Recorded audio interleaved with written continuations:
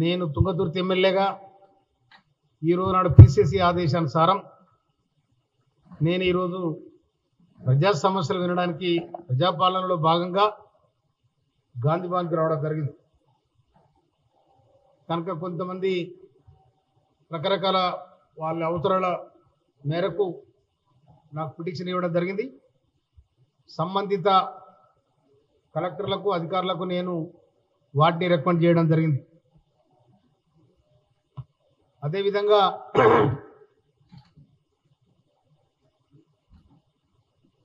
గత ప్రభుత్వం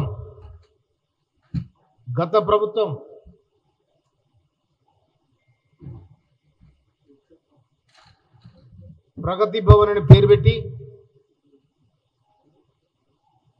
ఒక ఎమ్మెల్యే ముఖ్యమంత్రి కలవాలంటే సంవత్సరాలు పట్టింది. ఒక ఎమ్మెల్యేని ప్రజలు కలవాలంటే అదొక జాగీర్దార్ వ్యవస్థ అయింది. ఒక మంత్రిని కలవాలంటే అది ఒక జాగీర్దార్, అదొక ప్రజా వ్యతిరేక విధానంలో వాళ్ళు కొనసాగింది. అందుకోసమనే ఎన్నికల సందర్భంగా గౌరవనీయులు రాష్ట్ర ముఖ్యమంత్రి వర్యులు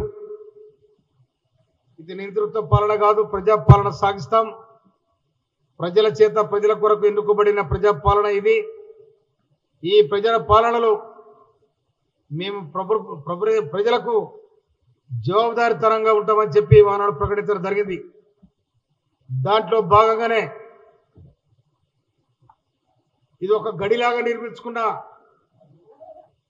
ప్రగతి భవన్లు వాళ్ళు ఒక సంస్థానాధీశులుగా ఇది మా జాగీర్, ఇది మా వ్యవస్థ కనుక మేము చెప్పిందే వేదం అనే తరీకలో వాళ్ళు ఆనాడు పెట్టుకున్న పేరు ప్రగతి భవన్ ముంగట కూడా ప్రజలు తిరగకుండా మార్కెట్లు పెట్టడం జరిగింది.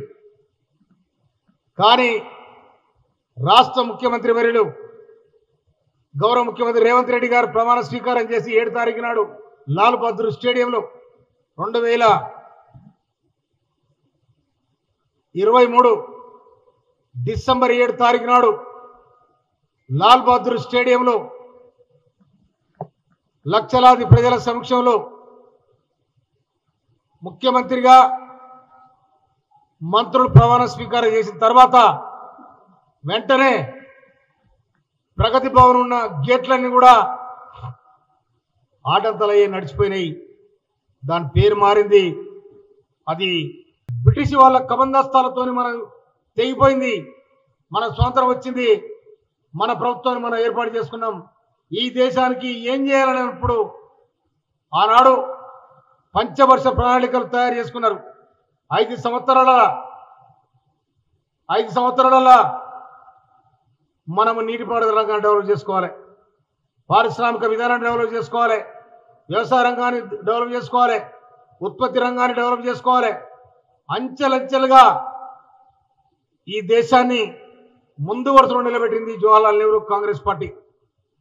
ఇందిరాగాంధీ వచ్చిన తర్వాత పేదలకు కూడా అందుబాటులో ఉండాలని 69లో రాజపాలన రద్దు చేసి బ్యాంకులు జాతీయం చేసి ప్రజలకు చేరువైంది కాంగ్రెస్ పార్టీ. అదేవిధంగా భూ సంస్కరణ తీసుకొచ్చి సీలింగ్ చట్టాన్ని తీసుకొచ్చి పేదలకు భూములు వచ్చిన చరిత్ర కాంగ్రెస్ పార్టీకి ఉంది. కానీ ఇలా మోడీ ప్రభుత్వానికి ఏమున్నది? ఏం లేదు. కేసీఆర్ ముఖ్యమంత్రి అయినాడు 60 సంవత్సరాల ఆంధ్ర వలస పాలన కింద నలిగిపోయిన తెలంగాణ ప్రజానికం మా తెలంగాణ మాకు రావాలి, మా తెలంగాణ సపరేట్ రాష్ట్రం కావాలి, నీళ్లు నిధులు నియామకాలు అన్ని కూడా మా సొంతం కావాలి, మా ఆత్మగౌరవం మాకు కావాలి, మా సంస్కృతి మాకు కావాలి అని 60 సంవత్సరాల కొట్లాడిన వేలాది మంది అమరుడైన తెలంగాణ 2014లో తెలంగాణ రాష్ట్రం ఏర్పడి ముఖ్యమంత్రిగా కేసీఆర్ అయిన తర్వాత దళితులకు 3 ఎకరాల భూమి ఇస్తాడు, అది పోయింది. దళితులు ముఖ్యమంత్రి చేస్తాడు, అది పోయింది. ఏది చేయలేదు. కానీ వాళ్ళ ఇల్లు మొత్తం కూడా వాళ్ళ చుట్టాలు నిండుగా తెలంగాణలో ఉన్న పదవులన్నీ కూడా దాచుకొని దర్జాగా ఇలా దాన్ని తెలంగాణను ఒక మడుగు చేశారు, బురద మడుగు చేశారు దాన్ని. కానీ ఇలా ప్రకృతి విలేతాడని చేస్తే వరదలు వస్తాయి. ఎందుకురా? తప్పకుండా వస్తాయి. దాన్ని పరిరక్షించడానికి ఆ వరదలకు గురైన ప్రజలు ఎవరైతే ఉన్నారో, మెదక్ కానీ, కామారెడ్డి కానీ, ఆదిలాబాద్ కానీ, ఇవన్నీ కూడా సిద్దిపేట ఏరియా కానీ వరదలు వచ్చినాయి. ఇవాళ ప్రతిపక్షంలో ఉన్న హరీష్ రావు గారు మాట్లాడుతూ ఉన్నారు ప్రభుత్వం నిర్లక్ష్యమైందని. మరి పడనాడు నువ్వు పోలే సిద్దిపేటకు? కనుక అర్థం పర్థం లేకుండా ప్రజలకు ఏం తెలియదు, మేం చెప్పిందే నిశ్చితాంతం అనుకొని, మేం చెప్పిందే నిజం అనుకొని నమ్మబలికే రోజులు పోయినాయని కూడా మీరు గుర్తుంచుకోవాలి. ఇవాళ అక్కడ వరదలు వచ్చి అతలాకుతలం అవుతుంటే ఇవాళ గౌరవ ముఖ్యమంత్రి రేవంత్ రెడ్డి గారు, నీటిపారుదల శాఖ మంత్రులు ఉత్తమ్ కుమార్ రెడ్డి గారు, సీతక్క, తర్వాత దావర్ రామనరసింహ గారు, పొంగులేటి శ్రీనివాసరెడ్డి గారు, మంత్రులు మొత్తం కూడా ఫీల్డ్లో ఉన్నారు. ఇవాళ ప్రజలకు ఎలాంటి నష్టం జరగకుండా చేయాలని మా హెలికాప్టర్ సరిపోదు, అందుకోసం మిలిటరీ హెలికాప్టర్ తెప్పని ఇవాళ బండి సంజయ్ తెస్తే అందరూ కలిసి కూడా దాన్ని కంట్రోల్ చేయడం జరిగింది ముఖ్యమంత్రి జీవనతోని. అది విడిచిపెట్టి నువ్వు మూసీ మీద మాట్లాడతావా? మూసీ సుందరీకరణ బాజాబ్తా మాట్లాడతారు, బరాబరి మాట్లాడతారు, బాజాబ్తా మాట్లాడతారు, బరాబరి మాట్లాడతారు. దాని మీద కూర్చొని మాట్లాడలే. ఆ ఇష్యూ వచ్చింది కాబట్టి మాట్లాడతాడు. తర్వాత నిన్ననే హెలికాప్టర్ వేసుకొని పోయి ప్రజల మధ్యలో ఉన్నాడు. ఇలా ఎల్లంపల్లి ప్రాజెక్టు మీరు ఎన్నడైనా పోయి రాడికి ఎల్లంపల్లి వరద ఎక్కడికి పోతుందో మీకు తెలుసా? కాళేశ్వరం కట్టినాడు ప్రతి నియోజకవర్గానికి 1,00,000 ఎకరాలకు నీళ్ళు ఇస్తానని చెప్పారు.